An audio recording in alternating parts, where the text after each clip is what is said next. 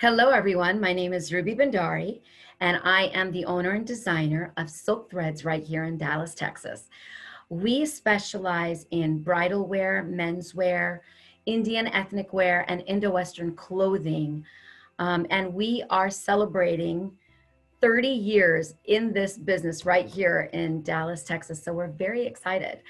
I actually own my own factory in New Delhi, India, and I also work with some of the biggest Indian designers and brands in India to bring the best possible variety and the highest quality available anywhere in the United States, right here in Dallas. Now, in order to give our clients the best possible service, I have actually had to transform my entire life to India time. I travel to India 5 to 6 times a year so that I can run the factory and make sure that everything is being done perfectly. And I sleep at 3 o'clock in the morning because I do all of my design and production in the middle of the night, as late as I can. And then I wake up at 10 and I go to my studio and we work from 12 p.m. onwards, which is great for Indian Standard Time. So, just going back and thinking about when I started the business, we had so many different challenges earlier on than we would have today. And, we don't even think about those challenges because times were really different in the early 90s. One of the biggest challenges for me was learning about shipping, imports, exports, and how US customs worked. And I know that I had a lot of studying to do, a lot of research. I had to send my first shipment over from India. And it was a challenge making sure that every item said made in India, 100% silk, dry clean only. They were tagged and labeled in the correct places. And it was on every single garment in the box. And then, of course, the paperwork and learning how to pay for duties, how to pay taxes at the end of the quarter. All of these things were something that were very, very new to me as a woman-owned business. The next thing that was a huge challenge was building my brand image. At that time, there was no Facebook and there was no way for me to do real fancy marketing except for maybe do something on television, which I did do in the early 2000s. So what I did something interesting. I actually went and bought myself a new car. So I actually bought myself a new Lexus. We lived in this terrible apartment that we could barely afford. And I had this really nice fancy car and I used to put my clothes in the car because I learned very early on that your presentation is everything. So, I always dressed up in whatever clothes I was, but I always made sure that my makeup was done, my hair was done. And I looked very fancy with my smile and I would open up the trunk of a very fancy car and show my merchandise. That made me look more exclusive. So, back in the early days, that's what I could think of. Fake it till you make it, to bring my image into light. Another thing that I had to learn to do was I had to make a website. And, at that time, websites were so new. And basically, you had to make a website just so you could be official. So I did do that. And, it was a very general site, but it was just so that I could say that I was silkthreads.com. Learning how to do fashion shows was also really big, and it was new then. I mean, I knew that all the European designers were doing it, but at that time you never saw Indian designers doing things like this. So I really had to take our Indian culture and the American culture, because I was born and brought up here, and I had to put them together to create a fusion fashion show. So in my late teens and early 20s, I was asked to do some fashion shows, and that was like a huge experimental phase for me.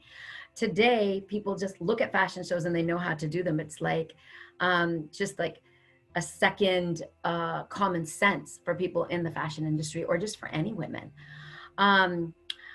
Getting a loan was so difficult for me. I had to rely on my family. My husband really supported me, and he was giving me money from his job because at that time, there were no loans for women-owned businesses. So we actually had to scrounge, borrow money from my husband, pay for my merchandise. I had to actually physically save the money that I earned, give back the rest to my husband, and reinvest that and slowly, slowly, slowly grow.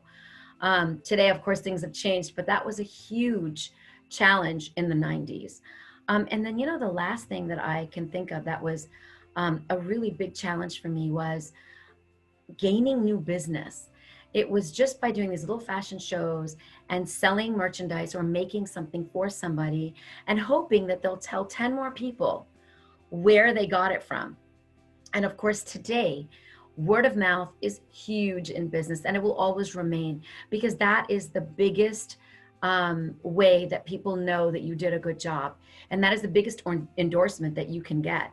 But at that time, the only way, there was regular landlines, cell phones were few and far between. There was no WhatsApp and no FaceTime, and people could only see physically on people's bodies. And so, gaining business word of mouth over the last 30 years, I cannot tell you how many clients we have gained in the United States today. I believe it's over 20,000 customers now across the United States in 35 states.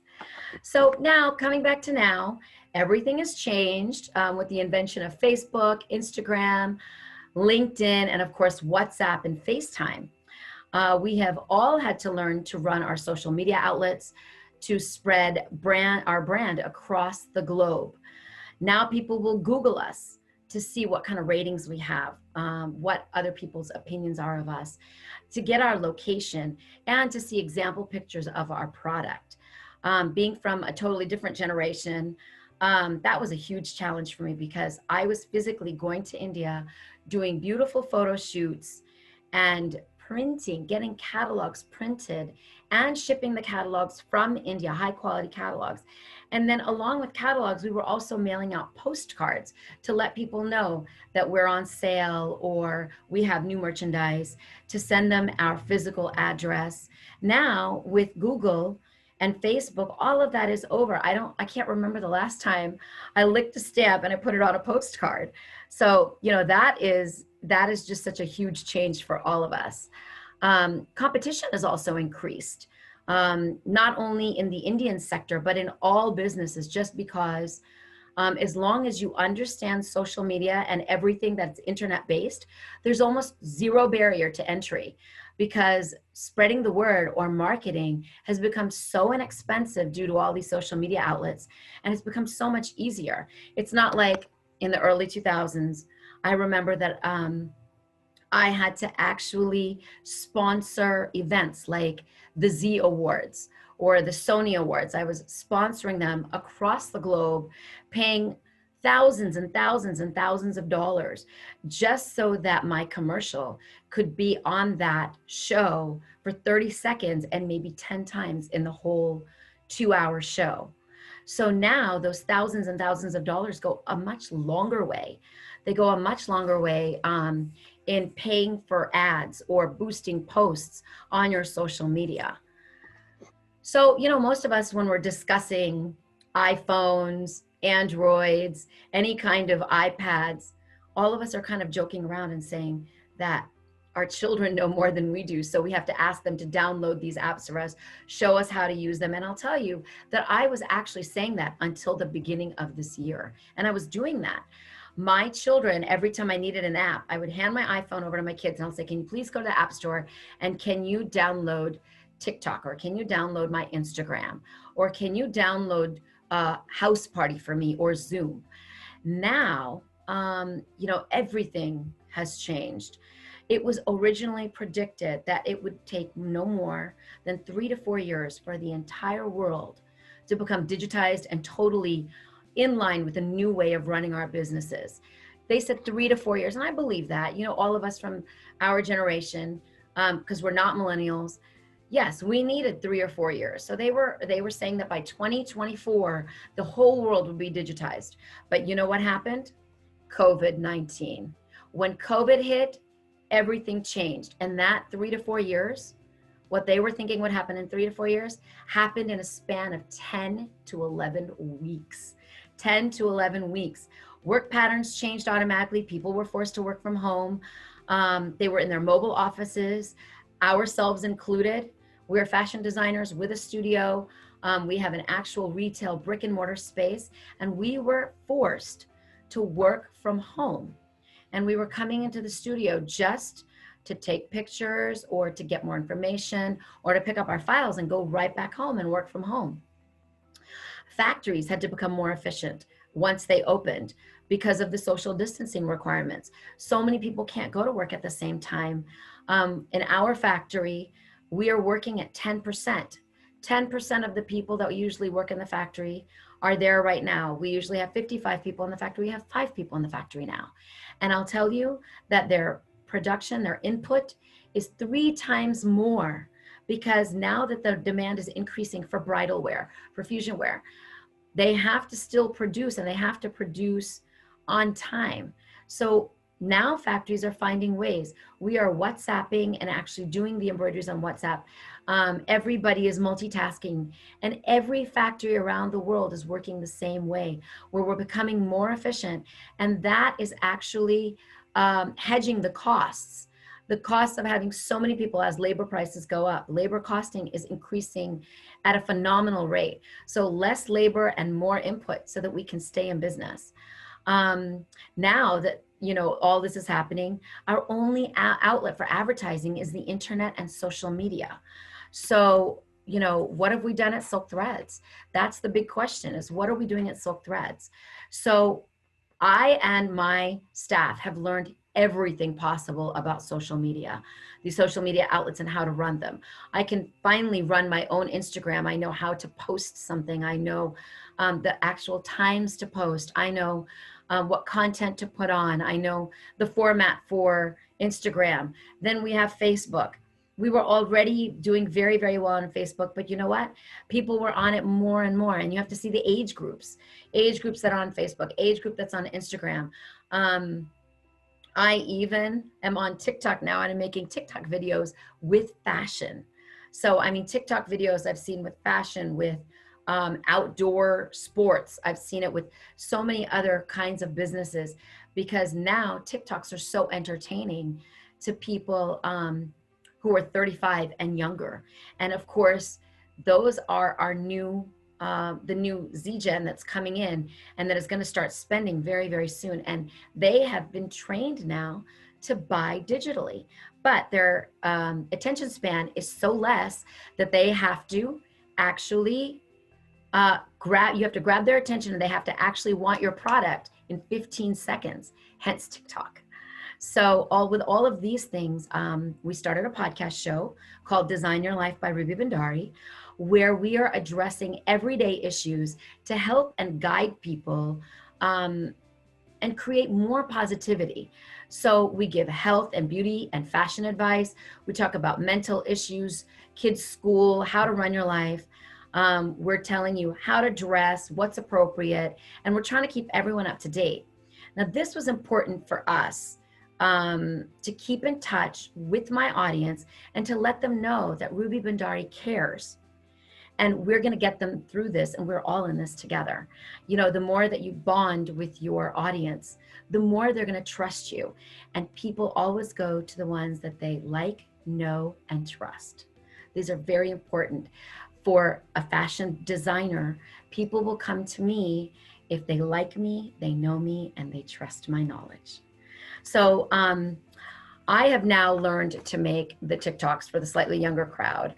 I'm now revamping my website to make it completely buyer friendly, so that you can click, you can see all the views, and you know, we can even answer a question immediately, and you can buy. And we've also started doing live Facebook sales. So I get on live at a particular announced time. We show you in real time and answer your questions, what's new, what's out there, what you should be wearing, what we've got on sale. This allows people to buy immediately from the luxury of their own home. So these are all the things that I have been doing, and I feel have been very effective and creative ways to sell and keep me in business during COVID times. So moving forward, let's talk about the fashion industry and what's happening. Fashion trends have become life's trends, and that's what's happening. Everyone is moving towards items that they can wear for small gatherings, that are lightweight, something they can repeat. people are becoming more style conscious in the sense that they're more concerned about what looks good on them rather than what the designer trends are. What are the trends for this year? People want to know how they can look good, they can be comfortable, and what suits their bodies. They want colors that are making them happier. So, they're looking for more bright colors or pastels, things that their skin look good in and they glow. They're also looking on another note, they're looking for more personalized gifts. So we have expanded into the luxury gift business. It's called Uvis and Coco Luxury Gifts. And we are catering to people who want to make others feel special. I have seen that gift cards are almost out of fashion now. Who wants to get a Nordstrom gift card or a Macy's gift card? Because nobody's really going. And I don't know how much they're shopping on those sites, but people are really looking for more personal things. So we have concentrated on beautiful printed trays, all bright colors, coasters, things that people like for their homes, things which have thought and meaning in them. So just an example is we have these beautiful bright peacock trays. People who love peacocks or they love animals. We have elephants and peacocks and beautiful things, birds, things that make them happy. And maybe if someone's a diabetic, but you want to get them something, usually the gift packs are full of sugar. We're giving big bottles of homemade granola, protein bars for people who work out, people who have diabetes, all these home goods which make you happy to be home. And eat home and eat healthy. These are not only fashion trends, but these are life trends. So, fashion companies who are following the hearts and the minds of this new post-COVID world are the ones who I think are going to survive and they're going to make it in the future.